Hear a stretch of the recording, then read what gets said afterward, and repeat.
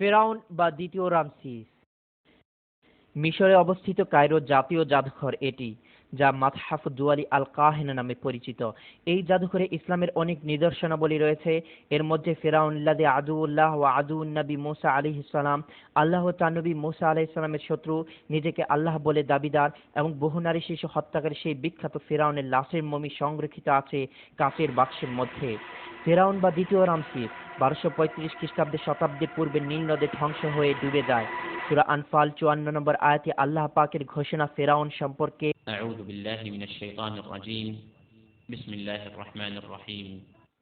كدأب آل فرعون والذين من قبلهم كذبوا بآيات ربهم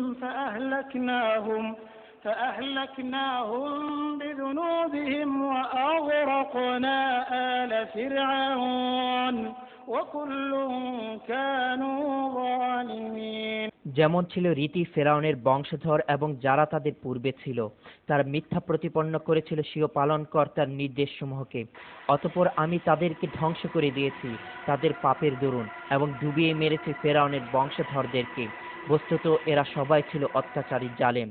2831 খ্রিস্টাব্দে আবিষ্কৃত হয় ফেরাউনের লাশটি। দীর্ঘ 3116 বছর নীল নদের গর্ভে ডুবে থাকে তার লাশটি। না কোনো মাছ তার শরীরে কোনো অংশ খেয়েছে, না শরীরে কোনো অংশ পচে গেছে বা নদীর স্রোতে ভেসে গেছে তার লাশটি।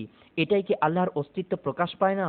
এই জাদুঘরে অন্যান্য লাশ মমি করে রাখা হয়েছে বিভিন্ন ওষুধ মেডিসিন দিয়ে, যেন মমিগুলো পচে না যায়।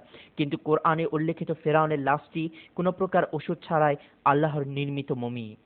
فاليوم ننجيك ببدنك لتكون لمن خلفك آية وإن كثيرا من الناس عن آياتنا لغافلون।